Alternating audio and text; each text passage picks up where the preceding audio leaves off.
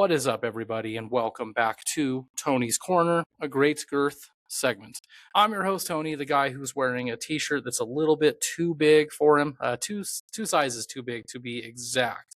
I'm also doing something I've never done before. Usually I have a boom mic. Forgot that at home, using something I haven't used in a while. Typically, my buddy and I use this on our other podcast, the Great Girth podcast to be exact. I usually have a boom mic though, so I apologize for the audio quality on this.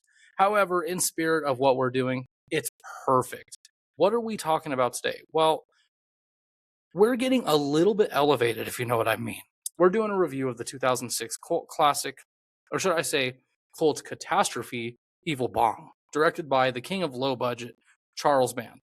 This stoner horror comedy is like if Cheech and Chong met Freddy Krueger in a head shop. Literally. We're talking possessed paraphernalia, killer strippers, that is in there, and enough weed jokes to make your mom appreciate it just a little bit. So grab your doobie, your snacks, your beer, and settle in. Spoiler alert, of course, we're going to be spoiling everything because, let's face it, if you haven't seen Evil Bong, by now, you're probably not missing much. But hey, that's why we're here. To convince you. Yeah, with this. Hopefully, right? Before we jump in, a quick shout out to our imaginary sponsors. You got Bong World Strip Club over there, where the dances are deadly and the tips are your soul. And Full Moon Pictures, of course, for keeping the B-movie dream alive since the 80s.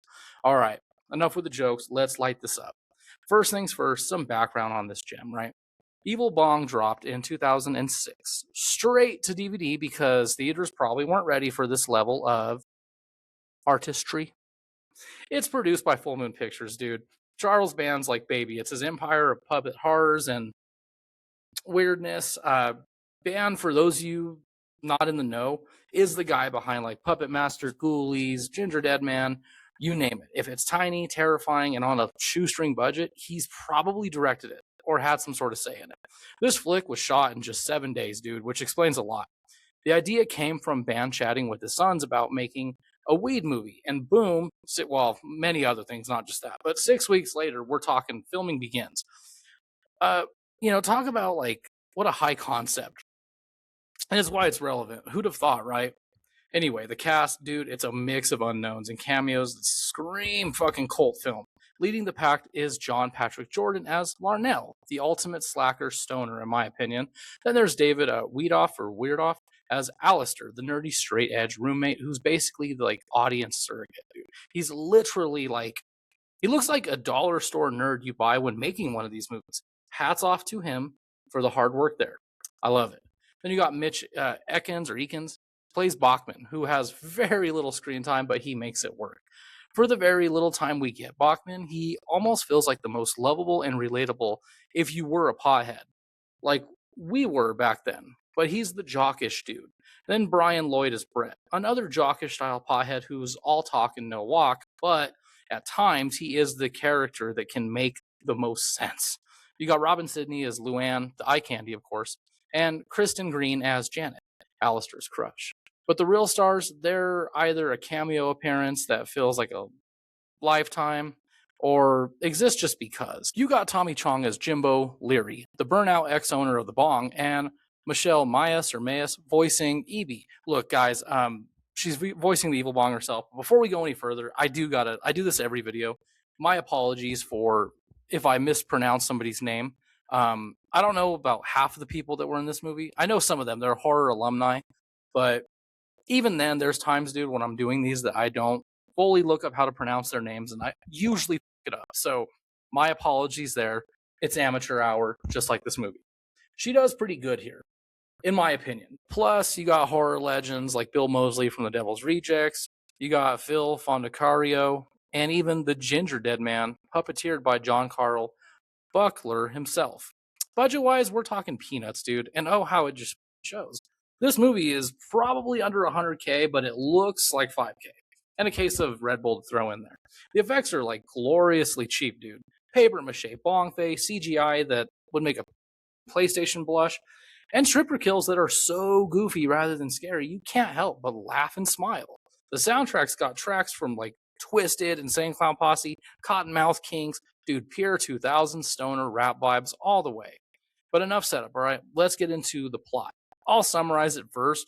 Well, somewhat. I like to just kind of go all over the place with these. The story kicks off with our crew of college buddies Larnell, Bachman, Brett, and their new roommate, Alistair, who's a total square. No smoking, no partying, just studying. Larnell orders this massive bong from an ad in the High Times, or whatever, right? Delivered by a creepy dude played by Sonny Carl Davis. Turns out this bong, Evie, is cursed. It has, it was owned by Jimbo, right? Tommy Chong, of all people, who warns them via a note, don't smoke from me. But do they listen? Of course not. One hit, and dude, well, more like a couple hits. You're transported into Bong World, a psychedelic strip club from hell filled with topless dancers who turn deadly. Think vampire strippers with boob mounted weapons, shark heads, biting lips, dude, you name it. The bong traps your soul there, killing your body in the real world. It is such a stupid concept and it makes absolutely no sense. So, for whatever reason, we forgive this because you can't stop watching. There's something about it which is true across the board. This movie keeps your attention, especially as it unwraps. Now, this is your warning. If you haven't seen Evil Bong, it's probably like $2 to $4 to rent and maybe like $10 to buy. I am not sure. I actually own a copy of it. Yes, I am a proud owner of a horror movie collections DVD that happened to have this flick and like 15 other horror flicks on it. It was worth it though. Realistically though, even if I spoil this movie for you, you're literally not missing anything. And you'll still have a blast watching this terrible film. I promise you that. Scene 1. Opening credits over trippy animations of bongs and strippers. We meet Alistair moving into the dorm. The roommates are your classic stereotypes, like I mentioned. You got Larnell, the leader, always scheming. Bachman's the dumb surfer. Brett's the muscle horn dog, really. They haze Alistair with weed offers, but he's all no thanks. I have asthma or morals. Instant setup for conflict, right? I love how the dialogue feels like it was written by someone who's never smoked weed, but they did watch Half Baked like once. Lines like, dude, this bong is epic, is pure fucking cold. It's terrible, but it's amazing. Cut to the delivery scene. Sonny Davis's character drops off the box. Creepy vibe, but played for laughs. Unboxing the bong, Evie looks like a dollar store prop with a face drawn on it. Fun fact, it was based on a 30-year-old prop from Band's collection, remade with face molds. They light up and boom, first trip to Bong World. Bachman hallucinates, or does he, to a strip club, right? Where the dancers have creative bras, as I mentioned earlier. You got one with dark boobs that bites him. And he doesn't wake up. He dies. Tangent time real quick. This film's all about stoner culture parody, right?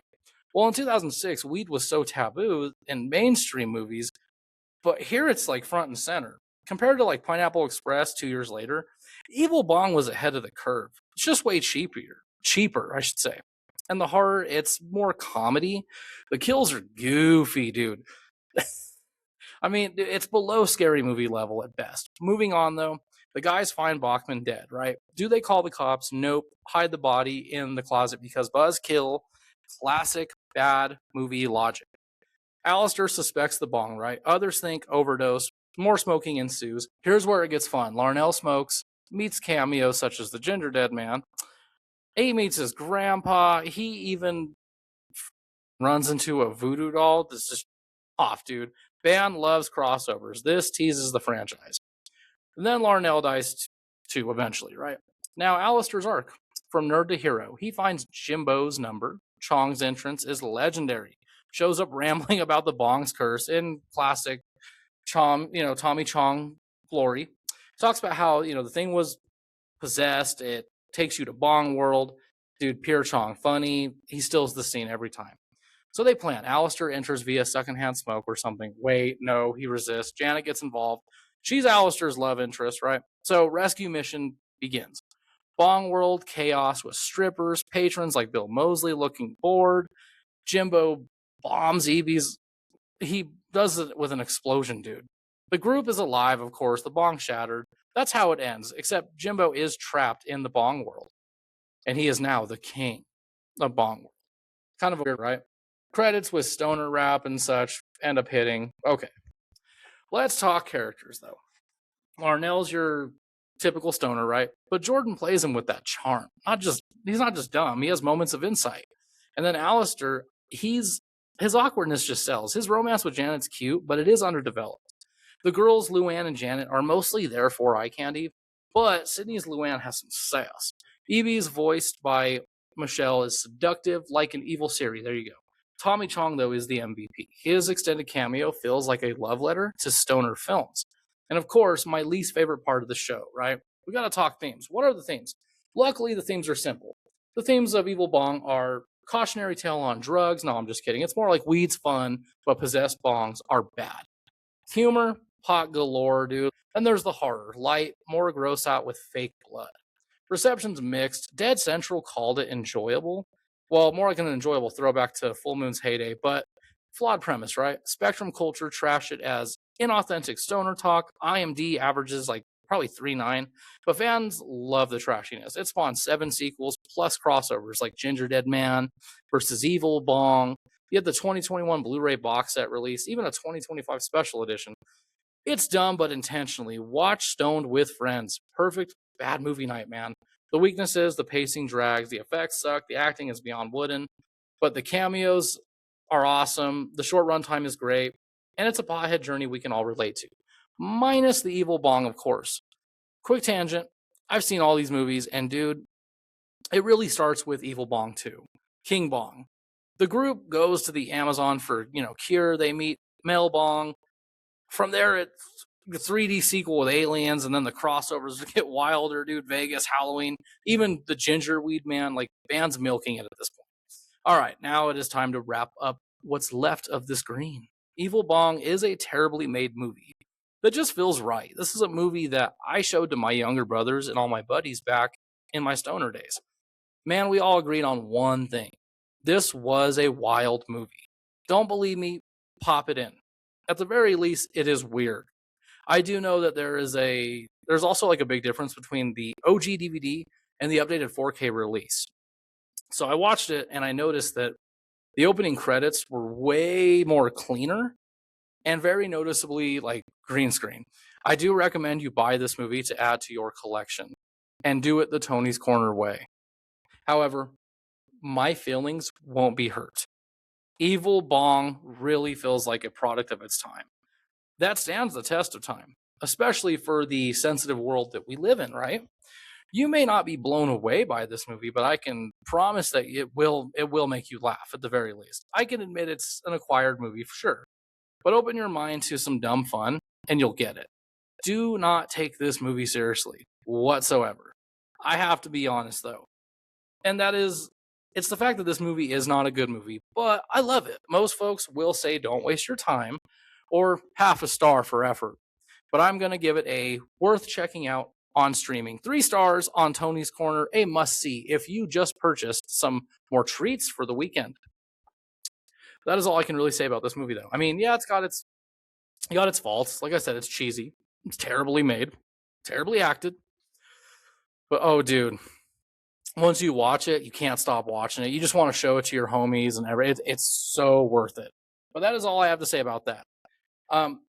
If you like what you saw here and you want to see more of these, please hit that like button. Also hit subscribe. I hate asking for stuff, but since we moved over to our own channel, it's taken a minute to pick up. However, I do appreciate you guys for my Ready to Rumble review. Had like 100 and something views. Not a lot by any measure of today's world, but for someone like me starting out, that's quite a bit. So I do appreciate it.